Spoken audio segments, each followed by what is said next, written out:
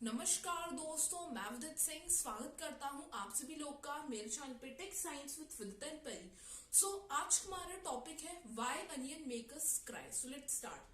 क्या आपने कभी भी इमेजिन किया है कि आप कभी भी अनियन काटते हैं, प्याज जब आप कभी भी काटते हैं तब आपको रोना क्यों आता है इतना? ये चीज आज मैं आपको बताऊंगा इस वीडियो में। बहुत लोगों को नहीं पता रहता कि ये कैसे पॉसिबल है। उन्हें लगता है कि कुछ चीजें प्रेजेंट है ऑनियन में, बट वो नहीं है। और आज की वाली वीडियो में मैं प्रॉपर उसकी साइंस और प्रॉपर उसका सच बताने वाला हूं। So let's start. देखिए, इस चीज को समझने के लिए हमें टोटल दो कंसेप्ट पे बस फोकस करना होगा। पहले कंसेप्ट पे अगर मैं आऊं तो यहाँ पे आपको एक सीडलिंग दिखेगी अनियन की।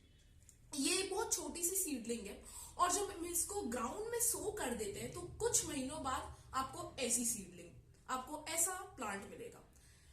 जब अनियन आप छीलते हैं तब उसमें बहुत सारे केमिकल्स प्रेजेंट रहते हैं और जब अनियन ग्राउंड में रहता है तब वो बहुत सारे न्यूट्रिशनल वैल्यूज लेता है सॉइल से। उसमें से एक चीज होती है सल्फर, और सल्फर अपने को टाइम टू टाइम रीजनरेट करता रहता है, री इम्प्रूव करता है, जिसको हम बोलते हैं एमिनो एसिड सल्फर ऑक्साइड्स। इस समय अब अगर आप बोलेंगे कि इसको थोड़े से सिंपल वर्ड्स में आप समझाओ, तो सिंपल वर्ड्स में अगर मैं बोलूं तो कभी भी अगर आप अनियन को काटते हैं तब उसमें कुछ ऑयली ऑयली सा सब्सटेंस लगा रहता है, वही होता है एमिनो एसिड सल्फ ऑक्साइड्स। ये पहला कंसेप्ट है। अगर हम दूसरे कंसेप्ट पे आए तो दूसरे कंसेप्ट पे अगर आप अनियन को काटते हैं, अनियन को जब आप पील करते हैं तब आपको रियल वर्ल्ड में मिलेगा कि आपने अनियन को काटा। बट अगर आप माइक्रोस्कोप में उसको देखेंगे तब आपने सेल्स को काटा और उससे रिलीज होते हैं लैक्रोमेट्री फैक्टर सिंथेज। ये एक टाइप का और केमिकल होता है जो कि अनियन के सेल्स के एटमॉस्फेयर में प्रेजेंट रहता है। अगर हम फर्स्ट कॉन्सेप्ट और दूसरे कॉन्सेप्ट को समाप्त करें तब अगर हम एमिनो एसिड्स को इससे ऐड करें लैक्टोमेट्री से, तब जाके बनता है सल्फ ऑक्साइड्स, सल्फर की फॉर्मेशन फिर से होती है और सल्फेनिक एसिड बन जाता है।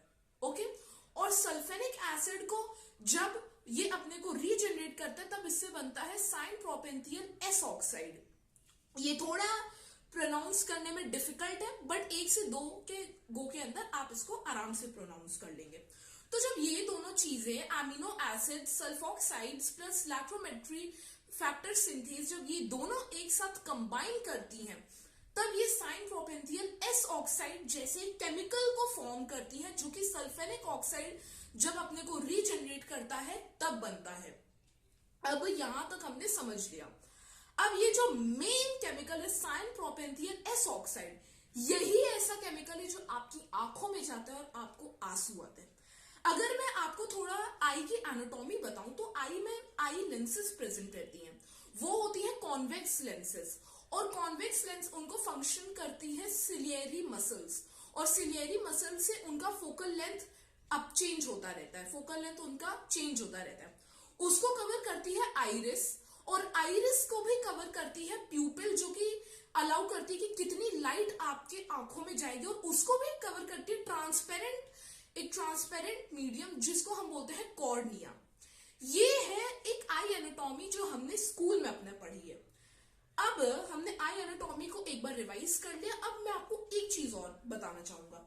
लोगों को ये भी नहीं पता कि वो उनके आंसू से जितने भी लोगों को आंसू आते हैं उनको ये नहीं पता कि वो कितने टाइप के आंसू है। देखिए, जो टीयर्स होते हैं वो 3 टाइप के होते हैं। पहला होता है इमोशनल टीयर। जो इमोशनल टीयर होता है वो आपके बॉडी से तब रिलीज होता है जब आप खुश हैं और या जब आप दुखी हैं। नेक्स्ट होता है रिफ्लेक्स टीयर। जो रिफ्लेक्स टीयर होता है वो तब जनरेट होता है जब आपकी आंखों में कुछ तिनका या कुछ ऐसा सब्सटेंस चला जाए जो आपकी आंखों के लिए थोड़ा डेंजरस है। उसको निकालने के लिए जो टीयर आती है उसका बोलते हैं रिफ्लेक्स टीयर। और रिफ्लेक्स टीयर के बाद आती है बेसाल्ट टीयर। आपने अगर कभी अपनी आई मसाज की होगी तो आपको लगता होगा कि आई जो हमारे वो हमेशा नरम होती है, उसमें जो टीयर्स प्रेजेंट रहते हैं 24/7, उन्हीं को बोलते हैं बेसाल्ट टीयर्स। और जो बेसाल्ट टीयर्स होते हैं उनका काम हमने ये 3 चीजें समझ ली। अब जब साइन प्रोपेंथियल एस ऑक्साइड जब आपकी आंखों में जाएगा तब वो बेसाल्ट टीयर को नहीं जनरेट करेगा, बट वो रिफ्लेक्स टीयर को जनरेट करेगा, क्योंकि बेसाल्ट टीयर होता है माइक्रो ऑर्गेनिज्म में डस्ट पार्टिकल्स के लिए, तो वो रिफ्लेक्स टीयर को जनरेट करेगा और आपकी आंखों से तब उस चीज को निकालने के लिए आंसू आएंगे। जो हमारा ब्रेन रहता है वो आपके आई के ऊपर आपके आई के जस्ट ऊपर टीयर ग्लैंड्स प्रेजेंट रहते हैं। जैसे ही ब्रेन को लगता है कि कुछ हलचल हो रहा है तो वो तुरंत टीयर ग्लैंड को कमांड दे देता है कि उसको टीयर्स जनरेट करनी है, और वो टीयर्स को जनरेट करना शुरू कर देता है और आपकी आंखों से उस साइन प्रोपेंथियल एस ऑक्साइड को निकाल दिया जाता है। ये केमिकल है जो कि हमारे ऑनियन में प्रेजेंट रहता है। कुछ साइंटिस्ट ने स्टडी में ये भी पाया कि जितने भी हमारे अनियन होते हैं उनमें इतने सारे केमिकल्स इसलिए रहते हैं क्योंकि जब वो सॉइल में रहते तो उनको कीटनाशक और माइक्रो बैक्टीरियाज एंड जो भी फंगाई है जो उन्हें इन्फेक्ट कर सकते हैं उनसे प्रोटेक्ट करने के लिए रहता है। अब ये हमें नहीं पता कि ये थ्योरी सच है या झूठ है, बट आज की वाली वीडियो में इतना ही।